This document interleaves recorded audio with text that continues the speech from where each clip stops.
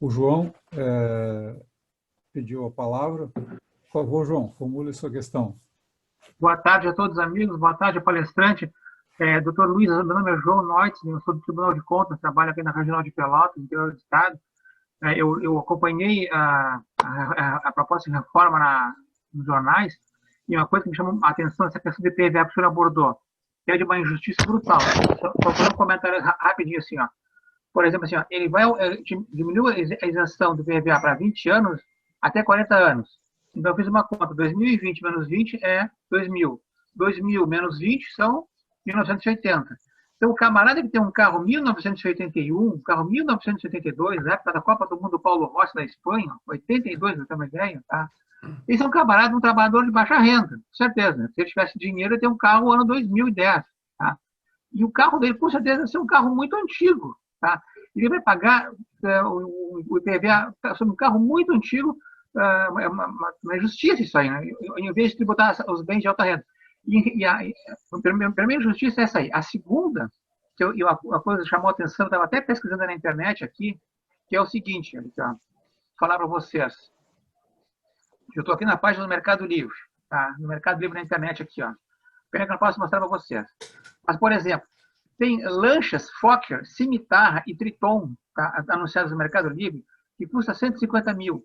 Tem uma aqui 350 mil, tem outra que custa 290 mil. Fokker 240, Open 135 HP. 190 mil reais. Isso é o preço de um apartamento, é o preço de uma casa. E essas lanchas, elas não pagam IPVA, e o cara que mora nela também não paga IPTU. Mais grave que isso, no Brasil, jet ski, que é um produto, tem jet ski por 70 mil reais. Não paga IPVA. Lanchas não pagam IPVA, veleiro não paga IPVA, lanchas, já falei, e Learjet, aviões executivos de altos, aqueles aviões Learjet, do Luciano Huck tem, que o Faustão tem, também não paga IPVA. Então, essa reforma é extremamente agressiva contra o trabalhador mais simples, mais humilde. Ele vai ter uma tributação sobre um carro antigo, um carro 1982, lá na Copa do Mundo, Paulo Rossi, que ganhou de nós aquela vez. Aquele cara com certeza é um trabalhador humilde. Ele deve estar andando num Escort lá, batendo lata ali, não tem nem dinheiro para trocar de carro mais novo, vai ter que pagar IPVA. No entanto, se deixa de fora. Jet ski custa 70 mil reais, lancha Cimitarra Oceânica custa 200 mil reais, aviões Learjet, veleiro de 2 mastros, tem veleiro, tem barco veleiro, um veleiro de Guaíba, que custa $1 milhão e não paga IPVA. Tem avião executivo Learjet que não paga IPVA. E isso é uma injustiça enorme contra o trabalhador, contra a classe mais humilde. O cara que tem nada contra a pessoa de alta renda, o cara que trabalhou, que é bem sucedido, fica com o brinquedo para passear no Guaíba ali, tudo bem, você é feliz, pega tua lancha, vai passear, tomar uma cerveja lá com os amigos lá. Agora não paga IPVA sobre aquela lancha lá. E eu gostei muito da sua parte, eu queria que o senhor botar isso em discussão, o senhor Luiz Carlos Amorim, e que o senhor escrevesse um artigo assim, sobre isso que o senhor falou, e nos colocasse no Facebook, para nós divulgarmos na internet, no Facebook. Eu só queria só fazer essa consideração em relação à tributação sobre os carros mais antigos, que é uma pessoa humilde. O cara que tem um carro 82 é um trabalhador humilde, é um operário da construção civil. Ele não tem grana para comprar um Corolla. Então ele fica com um carro antigo dele. E a tributação poderia ser, por exemplo, assim, de acordo com o ano. Carros antigos, em vez de pagar 13,5%, pagar 0,5%, uma coisa menor. Mais ou menos isso que eu queria falar. Josué, Maurinho, um abraço para vocês todos aí. Obrigado, João. Prazer em te vê-lo. Da mesma forma. Damolin, você quer fazer suas considerações? Agradeço, João. Desculpa, João, né, João Isso, agradeço as suas considerações. E, realmente, 40 anos pega, inclusive, muitos veículos utilitários, aqueles caminhões, aquelas Kombis que estão aí nas vilas e assim por diante. É injusto, é muito injusto. Quanto às embarcações e os aviões, infelizmente, isso vem do STF, se não me engano, desde 2007. Né? Até o regulamento do Rio Grande do Sul, a legislação contempla a tributação. Mas o STF decidiu que não pode ter tributação. Tem uma justificativa por causa da TRU, se não me engano, uma coisa assim. Mas não pode ter tributação sobre embarcações e aviões, de IPVA. Né? Então, por isso que o Instituto Justiça Fiscal, inclusive, ele busca a reforma tributária nacional, né? Não desmerecendo a local de forma nenhuma, mas para a gente mudar a estrutura tributária no país, onde 50% ou quase 60%, algumas pesquisas demonstram, de impostos incidem sobre o consumo, nós precisamos de uma reforma nacional e bem diferente dessas hegemônicas que a gente está vendo aí. Obrigado, Dalmolin. O Amaury se inscreveu também. Na sequência, eu faço a minha pergunta. Contigo a palavra, Amaury. Bom, Dalmolin, me chamou a atenção na sua fala que outro dia eu estava ouvindo um assessor tributário da Farsul e, curiosamente, a proposta do governo do Estado, né, um dos 3 projetos, né, mas especialmente do primeiro, que trata do ICMS, a nossa denúncia e a sua fala encontra identidade, né, inclusive com o setor empresarial mais radicalizado à direita e tal, mais conservador. Porque o projeto traz consigo coisas ruins. A primeira delas é a regressividade. Eu quero contar que eu moro a 2 quadras do Palácio do Governador, na Rua Duque de Caxias. E a feirinha do lado da minha casa vende produtos por caderno, né? As pessoas anotam no caderno. Quer dizer, as pessoas estão ficando sem dinheiro e, ao invés de comprar com dinheiro vivo, elas fazem uma conta para pagar no final do mês, quando recebem seus salários. Nisso temos inteiro acordo com a tua fala, no sentido de que não haverá nenhuma possibilidade de apuração de quanto você desembolsou para comprar produtos de consumo imediato, né? O óleo de soja, ovos, alface, que passarão ou com alíquotas mais avançadas, né, indo para 17%, ou passarão a ser tributados, que hoje não são. Não tem essa possibilidade de contraprestação.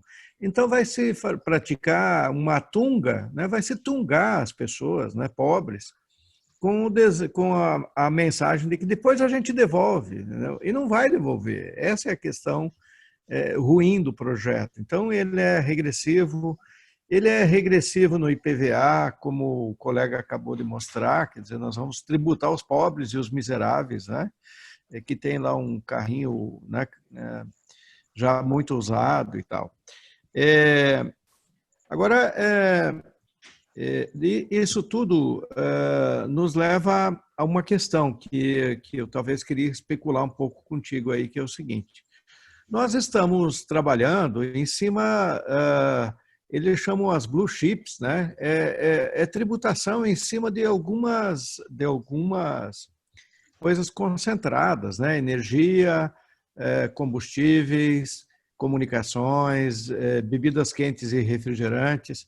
Aí está o grosso da tributação da receita do ICMS, né? E o que tem aí? É uma reforma tributária? Não, é uma discussão sobre incidência de alíquota maior ou menor, como é que faz a arrecadação. Até tem lá um processo de simplificação que você mencionou aí, que é positivo e tal. Enfim, o projeto, na sua essência, ele não caracteriza um ideário de reforma tributária, porque, e aí eu quero convidá-lo a falar sobre essa questão, porque quando a gente fala em reforma tributária, eu atuo junto com a Auditoria Cidadã, Josué também, a gente diz assim, nós temos que discutir de quem vamos tomar e para quem vamos entregar, né? Como é que vai ser isso, né? E você começou a mostrar que é o seguinte, a estruturação de quem é o beneficiário final, inclusive com os incentivos, né, fiscais, permanece, quer dizer, não há nenhuma discussão mais aprofundada nisso, e há um grave risco de ficarmos presos na concentração da receita em cima de alguns itens. Então, queria que você tratasse disso. E só queria lembrar aqui para os participantes aqui da conversa que aquilo que você mencionou em relação à reforma tributária nacional, a proposta da Anfip, Fenafisco, IJF e tantas outras entidades que participaram de um grande debate nacional, ela está lá na emenda substitutiva global número 178, né? Que foi apresentada a PEC 45 de 2019, que tramita da Câmara dos Deputados. Como o governo não tem uma proposta, né? Uma revista dessa semana disse que o grande acontecimento que anunciava o Guedes virou um traque, né? Portanto, ele não tem proposta nenhuma, nem para salvar o país, nem para mexer na estrutura tributária, nem para... não caracteriza, né, nenhuma posição que seja digna de ser debatida publicamente, né? Mas a proposta lá da reforma tributária solidária está lá. Acho importante que a gente mencione isso para dizer, bom, demos consequência a todo aquele debate, né, que certamente você participou e tantos de nós participamos, e está apresentada, e se o Congresso Nacional quiser fazer uma análise de uma reforma tributária decente, né, a emenda substitutiva global 178 lá, a proposta de emenda constitucional 45, pode apresentar um futuro mais decente para a tributação brasileira, incidindo sobre rendas e riquezas e invertendo a lógica tributária brasileira, onde são os pobres que pagam a conta. Desculpe ter me alongado, mas achei que era importante fazer esse registro. Obrigado, Amaury. Dom Molin, seus comentários. Obrigado. Senhora Amaury, excelente o seu comentário, tá? Teve todo um contexto, agradeço pela oportunidade, inclusive, porque eu havia esquecido, quando eu disse lá no início, serviços essenciais do combustível e tal, agora o senhor veio com as questões dos blue chips e tal. Então, realmente, quais serviços não são essenciais e quais são? Internet. Hoje a gente está vendo na pandemia, a população pobre, ela não está conseguindo estudar. Ela não consegue estudar. Isso salta aos olhos. Ela não tem as mesmas condições. Combustível, comunicação, são serviços essenciais. O governo não deixa de arrecadar, por bem como o senhor comentou, porque é de fácil arrecadação, né? Ele não deixa e, aliás, não quer tributar seletivamente, porque isso tem meios, tem mecanismos, mas ele não assim deseja, de tornar seletivos aqueles e mais tributados, aqueles bens, né, cuja utilização são dos mais ricos. Mas, acima disso, o governo, ele não faz força nenhuma para mudar a estrutura tributária do país, porque os governos, eles têm um poder muito grande se eles quisessem fazer a alteração da estrutura tributária do país. Nós não podemos baixar o ICMS, nós dependemos do ICMS, nós temos que tributar.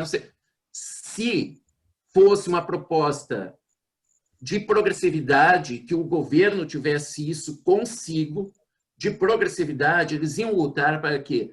Para que as reformas não fossem aquelas duas que são as principais nos meios de comunicação, mas que sim incidisse sobre o patrimônio, sobre a renda, porque isso ia causar o quê? Inclusive, a proposta do Instituto Justiça Fiscal pauta isso, inclusive a distribuição, o pacto federativo para os estados. Entende? Então, isso é muito importante nós termos a consciência que a reforma tributária, aquela verdadeira reforma, teria que vir de cima, teria que vir de todo o país, né? Mas, inclusive, para essas questões que o senhor citou, né? Que muito bem citou.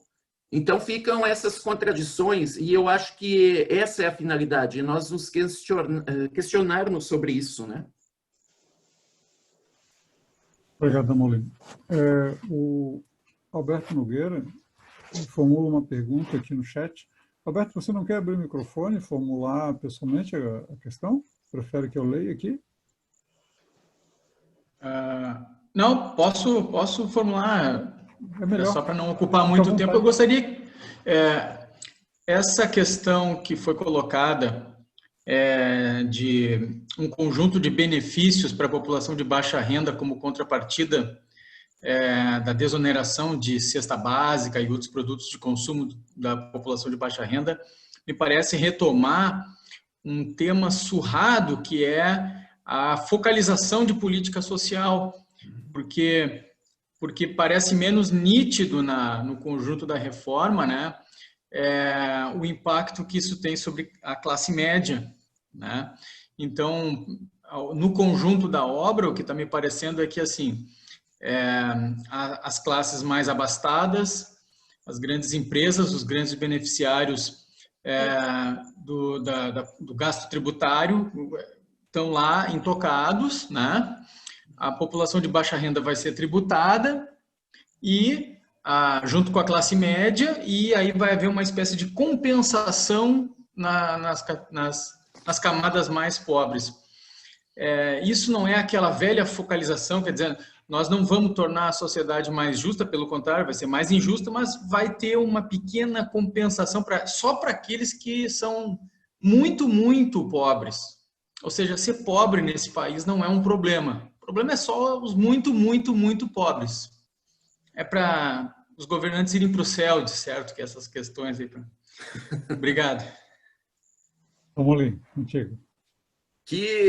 Alberto, muito obrigado, que boa observação. Realmente, isso que a gente nota é uma focalização. Os governos, eles têm verdadeira, principalmente os governos de tal concepção ideológica, têm verdadeira ojeriza a universalização dos serviços públicos. Isso a gente tentou. A gente tenta, nem na educação isso acontece, nem na saúde a verdadeira universalização não acontece. O que acontece é a focalização, né? E aí já tem um outro debate que é muito interessante, inclusive as entidades do terceiro setor, algumas que fogem às finalidades e assim por diante. Mas é muito importante, no meu ver, o que tu... vamos ir para o céu mesmo, vamos ir para o céu. Bem interessante essa tua... analogia, vamos ir para o céu. Para precisar ir para o céu, vamos ajudar os bem pobres mesmo, né? E então, eu acho que tem tudo a ver com o que tu falaste. A política de focalização, que é uma política, diga-se de passagem, da maioria dos governos atuais, né? E do pensamento, da maioria do pensamento atual. Então, vamos apagar a fogueira. Te agradeço bastante por esse questionamento. E ao senhor João, de antes, eu queria dizer o seguinte sobre o artigo. Nós fizemos um artigo, viu, seu João? Eu e a presidente do Instituto Justiça Fiscal, a Maria Regina, ele está no site do Instituto Justiça Fiscal. Ok, obrigado pela informação. Tá bem. Eu vou compartilhar o link do artigo aqui no chat daqui a pouco. Logo após formular minha pergunta, não tem mais ninguém inscrito. Vou fazer alguns comentários e depois gostaria de escutar, na verdade, não é uma pergunta direta, né? Um autor estadunidense chamado David Graeber escreveu... tem escrito um conjunto de obras, ele é antropólogo e tal, mas uma das que eu li foi um livro intitulado Dívida, os primeiros 5.000 anos. E o Graeber, em determinado momento, não nesse livro, num artigo que publica depois, discute a questão da tributação nos países mais avançados. E me chamou a atenção um argumento que ele formulou, que, em geral, a gente usa como crítica para a nossa tributação, né? Que é o fato de que, bom, lá a tributação sobre o patrimônio e a renda é bem maior do que a tributação sobre o consumo, né? E, portanto, ela é muito mais clara a incidência da carga tributária, né? Muito mais transparente nesse sentido. Enquanto a tributação sobre o consumo não é, né? Ela fica muito opaca e, dependendo de como for, bastante regressiva. E ele argumentava que, no meio da questão ideológica que permeia o mundo hoje, de diminuição brutal do aparelho de Estado, né, pelas políticas neoliberais, que seria razoável que uma tributação progressiva sobre o consumo fosse aplicada, exatamente como forma de diminuir a transparência, né, e de ajustar a necessidade de financiar o Estado, né, de forma adequada, sem tanto questionamento por parte dos setores mais abastados da sociedade, que são os que, em geral, são mais gravados com as tributações sobre renda e propriedade, e patrimônio, né? Gostaria de te ouvir sobre isso. O que tu achas, né? Porque, em geral, e durante muito tempo, eu também sempre defendi isso, né? Não, precisamos gravar realmente o patrimônio e a renda e desonerar o máximo possível o consumo e tal. Mas, enfim, para trocar uma ideia aqui.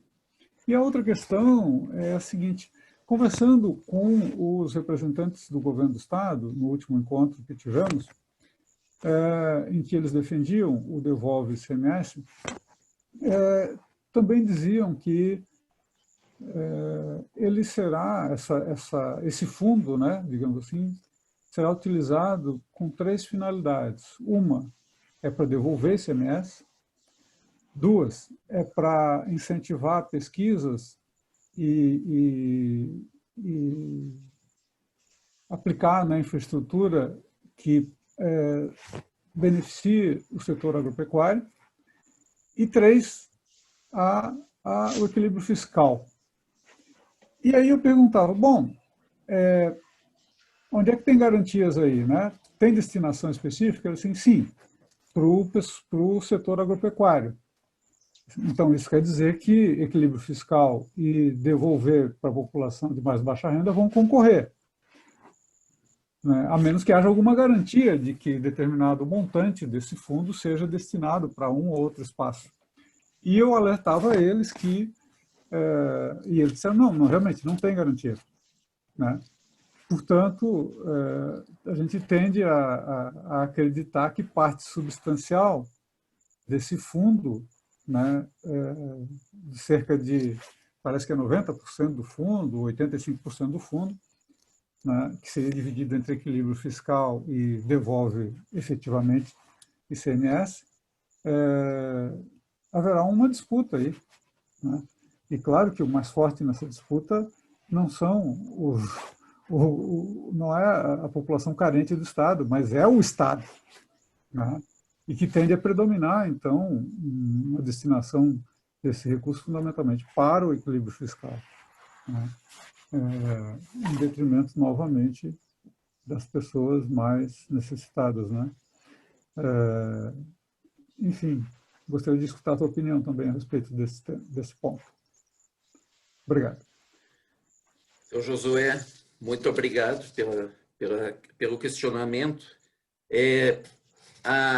Sobre a tributação, inclusive que o senhor estava falando, a primeira questão aí, tem um autor que diz o seguinte: a tributação sobre o consumo, eu gosto dessa frase, ela tem um efeito anestesiante. E sobre o patrimônio e renda, ela tem um efeito irritante, né?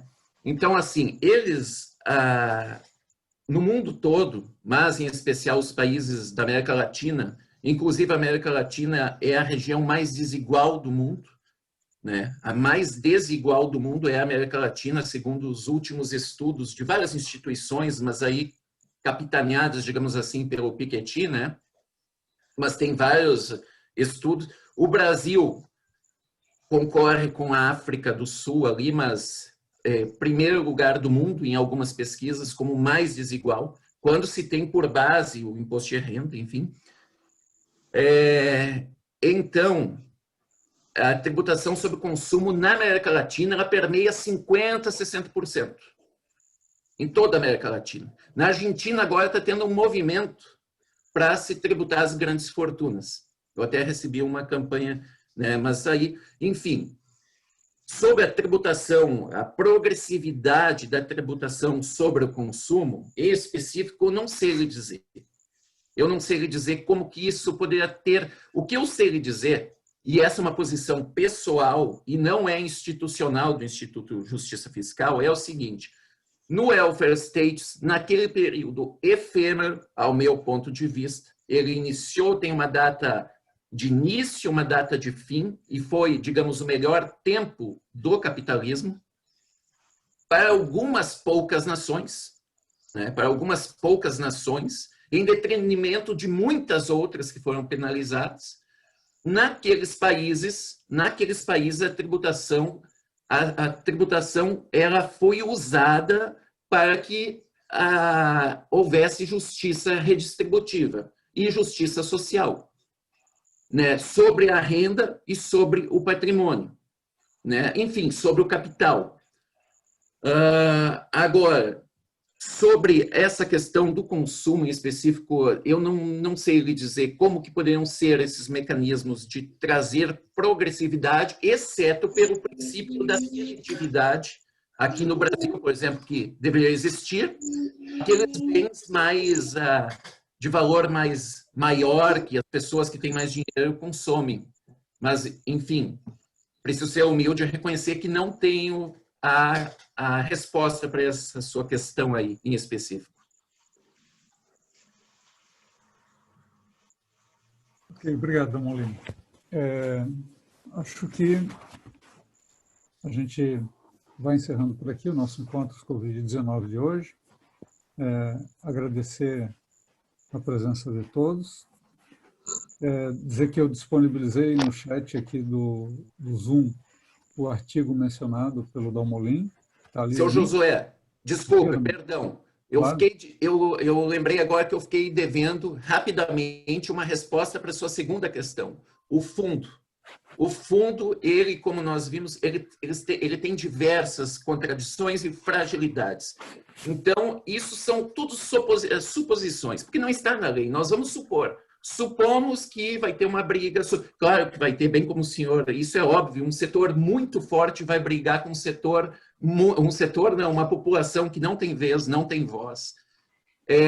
Mas tem várias outras questões, como a judicialização desse fundo, né? Tem questões como qual a concepção de justiça do próximo governo, se esse, vamos supor, ele tem critérios justos e o próximo, ele faz o que ele quiser, né?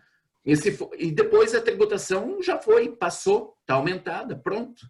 Então, a questão do fundo, ao nosso entender, daí é muito frágil, é muito problemática. Tá? Desculpa tomar a sua palavra, mas só lembrei, para não me deixar sem o devido respeito à sua pergunta. Tranquilo. Eu até não insisti em respeito ao palestrante, né? Não, que isso. Eu não lembrei na hora. Tranquilo.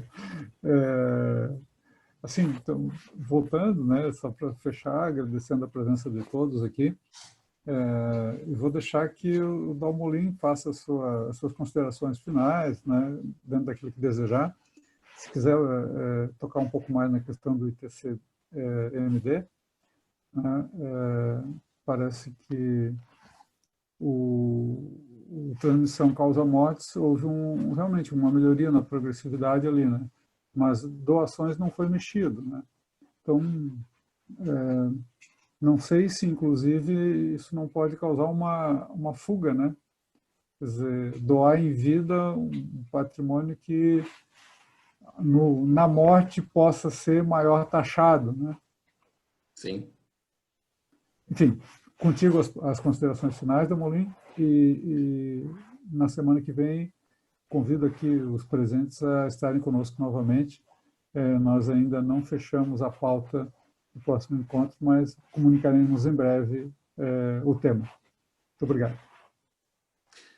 Bem, a questão do ITCD, rapidamente, a tributação realmente já ficou um pouco mais progressiva. No entanto, nós temos uma carga tributária única, uma tributação toda. Não estou dizendo que a carga tributária é ruim, não, mas nós temos uma estrutura tributária única. Nós somos muito tributados no consumo, muito. Até não adianta nós aumentarmos a tributação sobre o patrimônio, né, que incida também nas pessoas da classe média, por exemplo, que também vai incidir na classe média esse aumento, né, porque não são aumentos. Não adianta se nós permanecemos com essa tributação enorme sobre o consumo, né, que daí vem a retórica de que a tributação é muito alta e tal, sem analisar o contexto, né? A tributação é muito alta, sim, para quem ganha pouco. Isso sim, quando a pessoa fala, a tributação é alta, né? Nossa, o Brasil tem uma tributação enorme. Tem sim, depende do lado que você está. Se você ganha pouco, sim. Agora, se você ganha muito, a tributação ela é extremamente leve. Bem, feita essa ressalva, eu gostaria muito de agradecer a atenção de vocês, agradecer o convite, seu Josué, poder estar aqui com vocês e pedir para que vocês, que têm alguns mecanismos, que têm alguma influência, nos ajudem a promover a justiça fiscal, nos ajude a alertar outras pessoas, porque é só por meio do diálogo que a gente vai conseguir alguma coisa. Então, e também reforço o convite, né? Aqueles que já estão, aqueles que porventura querem conhecer o trabalho do Instituto Justiça Fiscal, aqueles que só querem ler algumas coisas do site, fiquem à vontade, a gente convida, né, para vocês participarem. Muito obrigado, espero não ter deixado muita coisa a desejar. Agradeço o convite. Tchau, tchau. Obrigado, Amolim.